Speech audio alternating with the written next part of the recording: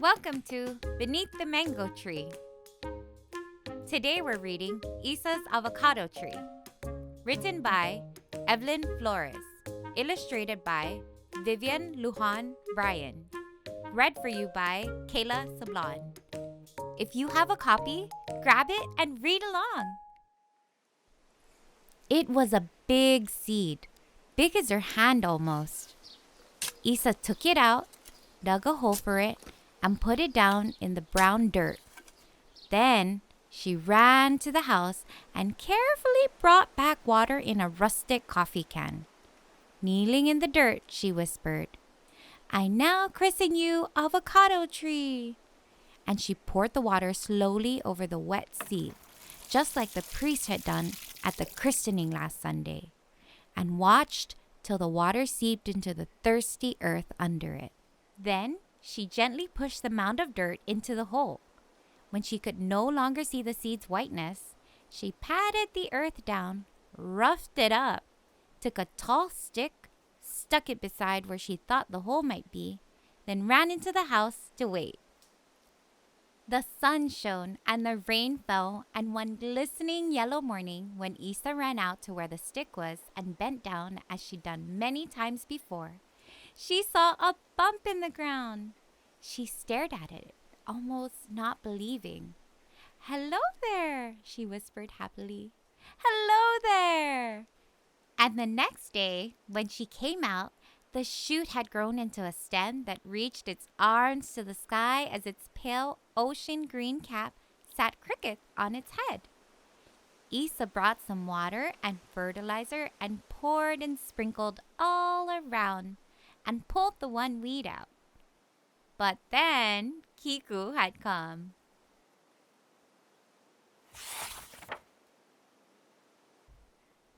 "What are you doing?" he asked, puffing out his cheeks. "Nothing," said Isa. She didn't want to share her plant with Kiku. "I know, you're making mud pies," Kiku said. "Let me help." "No!" Isa cried out. "Don't you dare mess things up here." "I'm not," said Kiku. "If you'll just tell me what you're doing." Isa gave in. "Look, here," she said. Kiku bent down. "What?" he asked with puffed cheeks. "That's my plant." Then Kiku saw the plant. "Hey, that's really a neat plant." Isa was surprised. "You really like it?" Yeah, Kiku replied. "I really think it's a super plant." "Then don't let your old dog dig it up," the planter said. "Don't worry, I'll keep him tied up and I'll take him somewhere else to use the bathroom." "I'll let you water it sometime," Isa said. "Will you really?" Isa nodded her head. "Then for sure, I won't let my dog dig it up."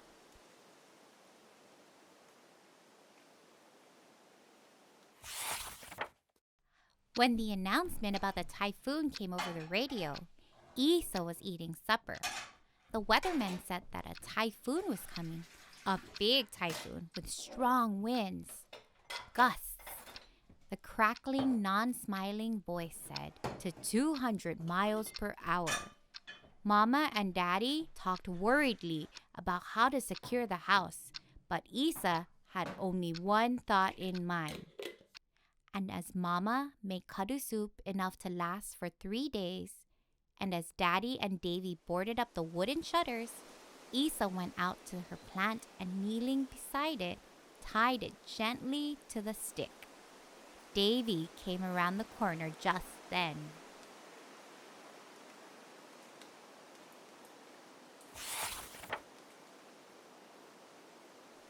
"Isa, Mama says you're to put all the clothes in plastic bags and put them in the closet." "In just a minute," said Isa. "That stick won't hold it," said Davy. "It will.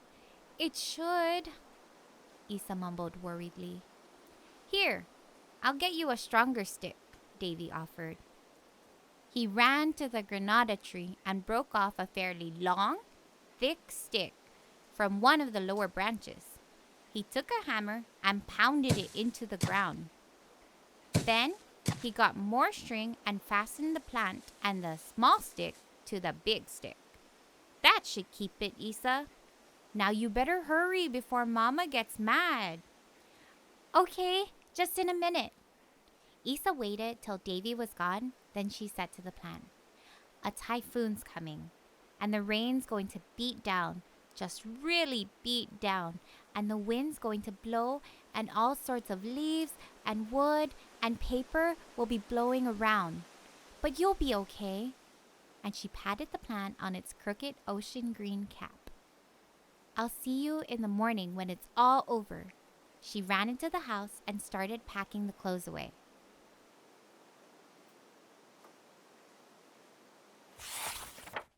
The typhoon was everything the weathermen had said it would be, and more. Isa sat in the basement of her house listening to it moan and wail and screech hysterically outside. The strong winds had come so suddenly, they had not been able to bring the kadu stew down with them. But they had brought the 10 dozen sweet buns that Mama had made, plus kerosene lanterns, plus biskutsu, and lots of spam, and chicken, and hash, and corned beef. Now, they all sat close to each other, listening and waiting. Mama and Daddy, Davy, Isa, Lizzie, and William. Daddy said to Mama, you know, Kit and Del may not have been prepared for this typhoon. I saw their lights still on just before we came down. I think I'd better go check on them before the winds get any worse. Their little wooden house won't stand up to this beating. Go, said Mama, but take care of yourself. So Daddy got a lantern and went out into the howling night. Mama watched for the lantern light through a crack in the board that shut the window fast. It seemed like a long time passing. Isa murmured, is he ever going to come back, Mama? He will, Mama said.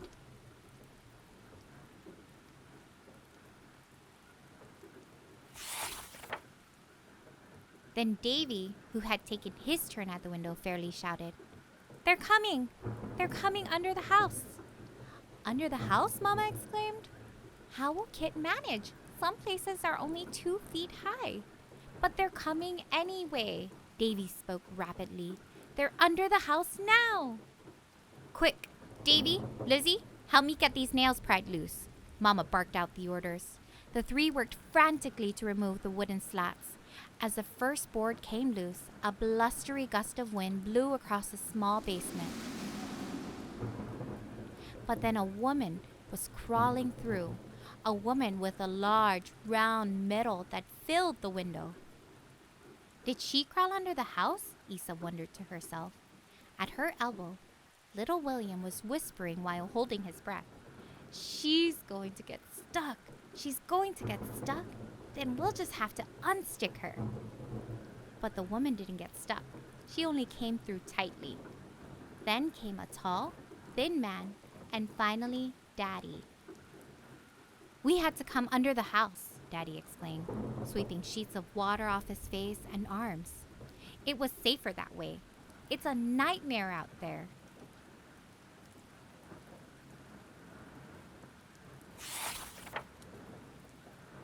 How are you feeling? Mama asked Auntie Kit. Is the baby all right? Isa knew that Auntie Kit was going to have a baby soon. Yes, I'm fine, Auntie Kit replied. I'm so glad Ping came because our house collapsed. We were huddled in the closet when he found us. We didn't really believe the weatherman when he said this was going to be a bad one. So we thought we'd stay in our strong new house and if things got really bad, drive to a shelter. Mama wrapped Auntie Kit in a blanket and gave her some hot chocolate. What's that? Lizzie cried out. What? Mama asked. Listen, there it comes again.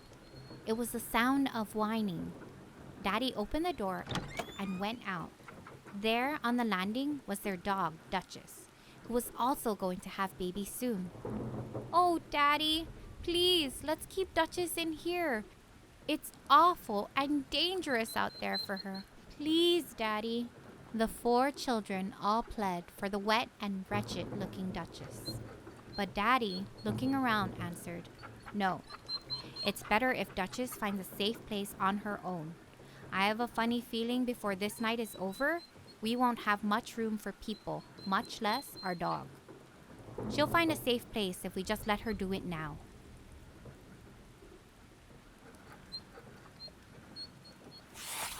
The children gathered around the drenched and whimpering Duchess and hugged her and cuddled her and stroked her before Daddy closed the door again. The night grew wilder as it got later. The family huddled together, listening to the slashing and clamoring that went on above and around them outside. Daddy sat by the window, keeping watch through a little crack between the boards. It must have been around 9 o'clock when he suddenly sat bolt upright. "I see a light out there," he exclaimed. "Must be a family trying to find their way. They probably don't even know where to go. Their house may have collapsed just as Kit and Dale's did. I'm going out." So Daddy went out again and was gone for a long time. No one said much. Everyone waited to hear Daddy's footsteps on the porch. Finally, someone began fumbling at the door. But instead of Daddy, a tall, gangly, bewildered boy with hair dripping stumbled across the threshold. Then a girl, then another boy, then a girl. Isa lost count, but Davy said there were 12 children before a man as old as her daddy came in. They had hardly gotten everyone settled when the tallest girl, looking around, turned pale and cried out, "Mama! Mama's not here!" The older boys and the fathers exchanged looks of distress. "She must have fainted or dropped out of the line as we were making our way. Let's go back out," Daddy said, "and let's retrace our footsteps. We're bound to find her." So out went Daddy with the father of the group and 2 of the oldest boys. Isa prayed, "Dear Jesus, please help my daddy come back safely with the mama of this family." It seemed like hours before the stomping at the door came again. The boys and daddies came in, supporting among them a woman whom Isa guessed was the mama of the family. They led her to a comfortable place on the concrete floor, and Mama dried her face and hands and gave her something hot to drink. "What happened?" Mama asked Daddy quietly. "She must have fainted," Daddy answered in a low voice. "Thank God we found her."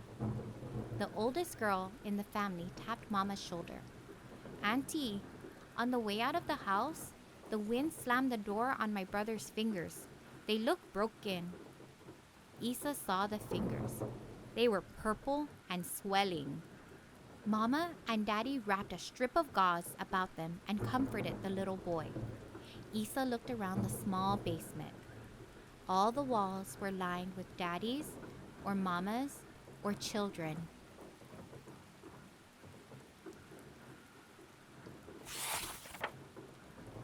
"Well," Mama suggested briskly, "it's time to eat. I'm sure everyone's hungry." It was almost midnight, but no one felt quite like sleeping. "Now, where is the bread, I wonder? We could have some of that with butter and jam and some milk or hot drink." Mama looked on the table. Isa and Elizabeth looked under a pile of bags in the corner, while Daddy and Davy peered through a stack of boxes, but no bread. "I can't imagine," fretted Mama, puzzled. "I know we brought those 10 dozen rolls down with us." "What a shame if we left them up above," Daddy said. "Maybe I'd better go up and check for them. I could also get the kadu." "No," Mama replied, her mind made up. "It's enough to go out in this howling wind for people, but I won't let you risk your life for a pan full of bread." Then there was a commotion at one end of the small room. Isa looked across at the noise. A small, wide-eyed boy was sitting hands on knees, trying hard not to move, while his older brother and sister prodded and pushed and pulled on him. "You're sitting on it! You're sitting on it!" they whispered shrilly as they yanked and pulled at his arm. But with each push and shove, the small boy only stiffened his body even more and refused to budge. "Sitting on what?" their father asked.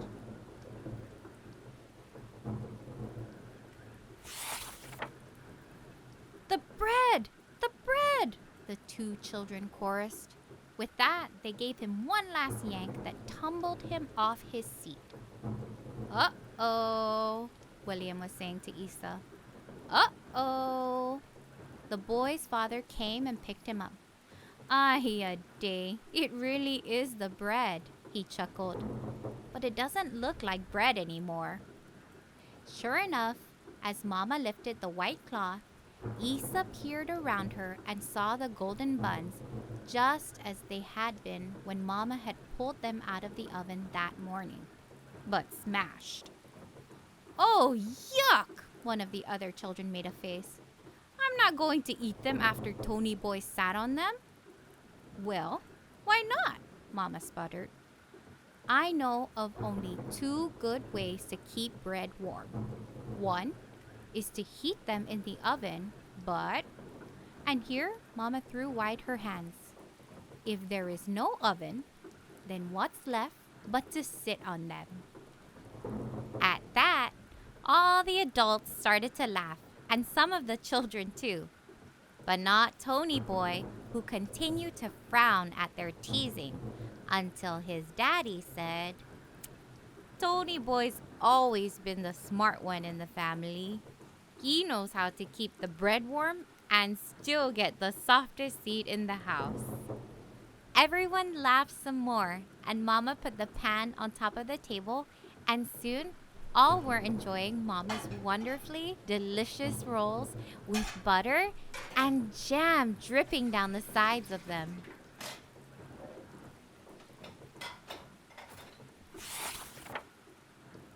Then it was 12 o'clock, and still the wind moaned outside and screeched like a madwoman and tore at the windows with its wet fingers and battered the walls with its crashing rain and spat branches and leaves and wood and tin at the little basement.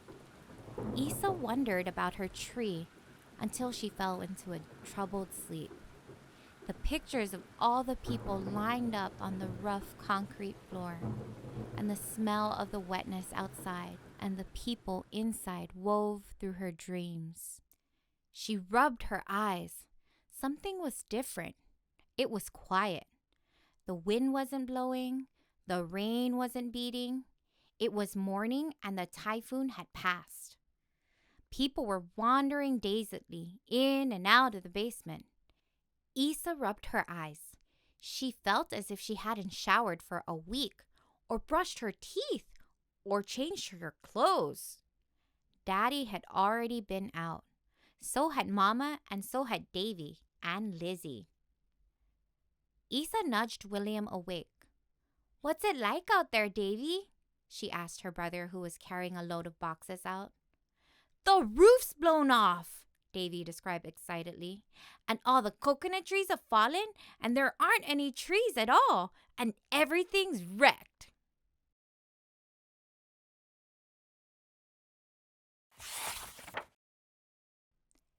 Isa caught her breath. "All the trees have blown down?" she echoed. "Yes," Davy exclaimed emphatically as he clambered up the stairs out of the basement. "This typhoon was bad. Even the grass is smashed. Can you imagine? Grass smashed?" She went outside. It was just as Davy had said. There was nothing standing. Everything had been crushed. Everything was flattened. The iba tree had broken down its middle. The two ironwood trees had fallen sideways. The playhouse had blown away. The tree swing was gone. Lizzie came around the corner. "Have you seen Duchess?" she asked. "No," Isa answered. "I just came out." "Well, I've looked all over and called her name, and she hasn't come. I hope she's okay." Lizzie went around the house calling Duchess's name.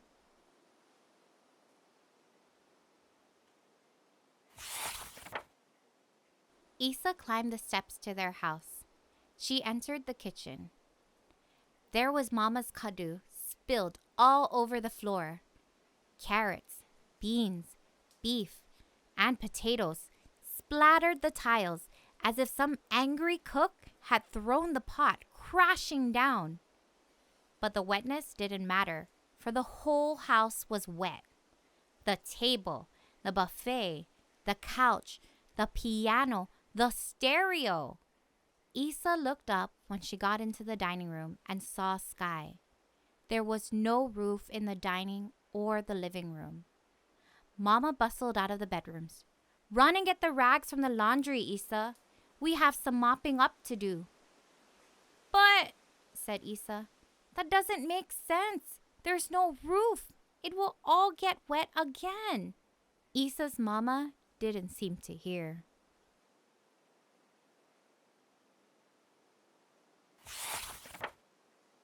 Isa went out the living room door. She knew sooner or later she'd have to go see her tree. She told herself, "Don't cry if you don't find anything there. Don't cry, you're expecting it." But when she got there and looked where her tree had been and there was nothing, not even a hole, not even roots, not even the stout stick that Davy had pounded into the ground, Isa became frantic and she scratched the ground around, looking for some piece of her tree, something, anything that would tell her that there really had been a tree there at one time, that her avocado tree had been real. But she didn't find even a leaf. Nothing. Davy came by carrying a load of garbage. "It's not there, is it?" Isa shook her head and tried to wipe the tears from her cheeks, but only managed to streak her face with dirt. She jabbed at the ground angrily. Davy dropped his load of garbage and came to her. "It'll come out okay," he said. But he didn't know what else to say, so he picked up his garbage again and left. Isa jabbed at the ground and jabbed, and the black wind inside her ripped and tore at everything in its way until it was spent. It took a long time, but it did get used up, and Isa could get up and go. Then she went to help her mother mop up.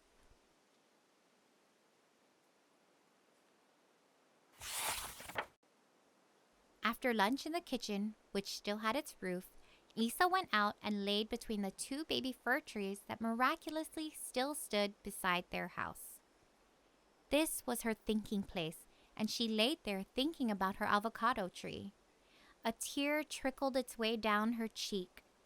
Her tree had been a good tree, green and tender, growing by inches every day, with its crooked cap nodding in the wind and its arms always stretching to the sky.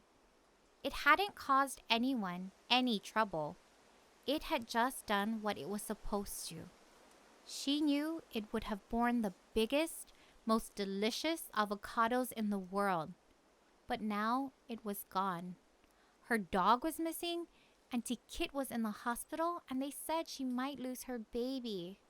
And the house had lost its roof. Everything was wet.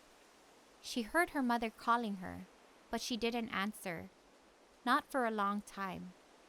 It was starting to get dark before she finally got up and went into the house.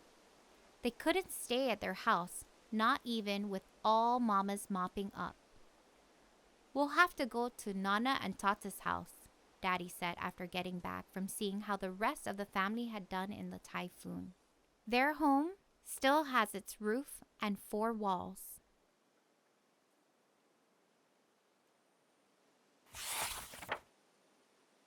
So they bundled up clothes and food and bedding and went to Nana and Tata's big 2-story house. As they drove into the yard, Isa saw that all the aunts and uncles and cousins on Mama's side were already there. All the houses must have blown down, she thought sadly to herself. Uncle Joe was in the kitchen frying rice, chamorro eggs, and sausages over the gas stove. Auntie Tai was out on the front lawn bathing little Francis in a deep barrel that held rainwater. Auntie Loling was washing clothes on an old washboard out in the garage. Aunts and uncles and cousins were scattered throughout the kitchen, the living room, the garage, and the porch.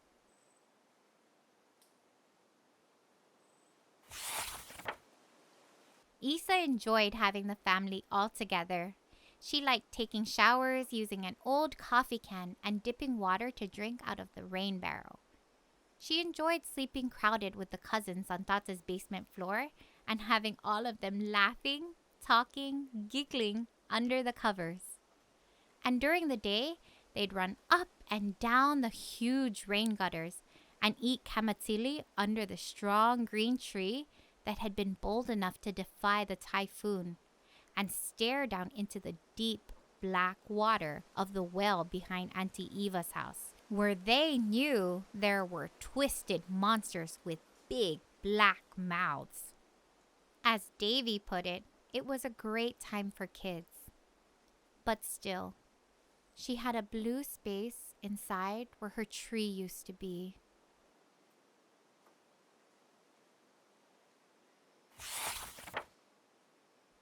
Then one day, she was sliding down the railing of the front steps and Kiku came up to her. He waited for her to slide to the bottom. As she jumped down, he said, "I saw your tree. I saw your tree that wasn't there anymore." Isa turned away. She wished Kiku had not said anything, but Kiku was pulling at her shoulder. She couldn't make herself look at him. He shyly held out his hand. In it was another avocado seed. "I thought maybe you could plant another one?" Isa looked at the seed for a long time, then at Kiku for a long time. Then she smiled.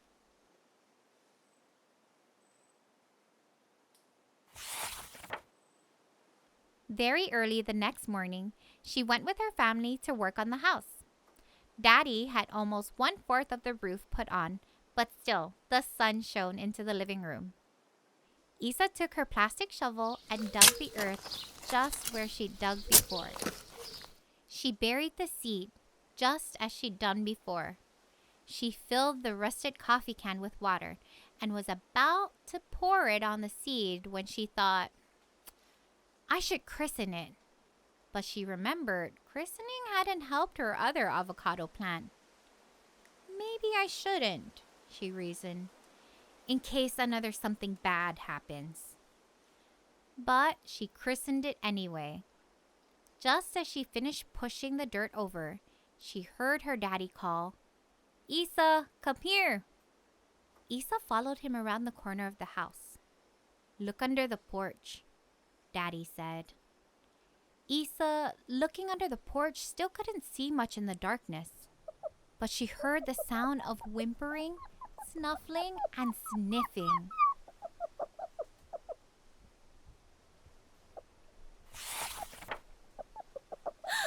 "It's Duchess!" she cried happily. "Yes," Daddy replied, "but it's more than Duchess."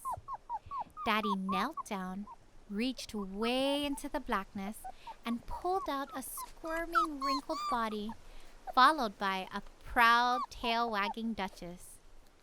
Looks like she decided to do it her way after all. He handed the puppy to Isa. "It can't see yet, so be careful with him."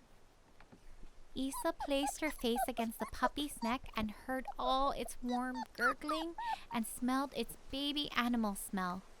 Daddy let her cuddle the puppy a while, and then he gently pushed her toward the house. "Go on," he urged.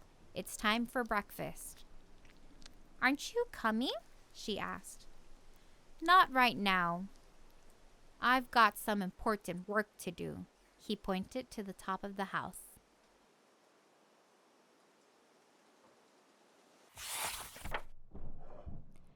Mama had some titizas harina on the table. Isa sat beside William and across from Davy and Lizzie.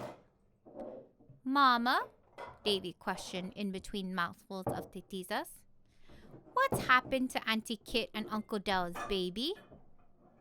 Well, Mama replied briskly, this morning at the hospital, a squiggling baby girl was born with a nose like Auntie Kit's and eyes like Uncle Del's.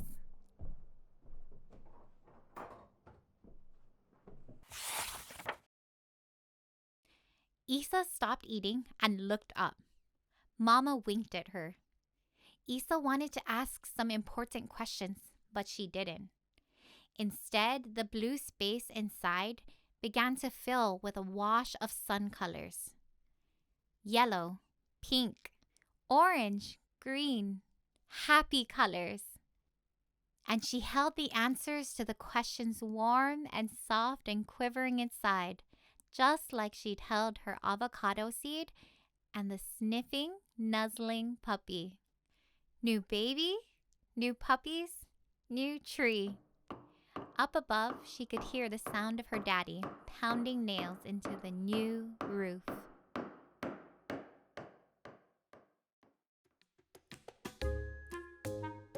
We hope you enjoyed Isa's avocado tree. Si Zu'us Maasi for listening to Beneath the Mango Tree. And don't forget to subscribe below and hit the bell for new content notifications.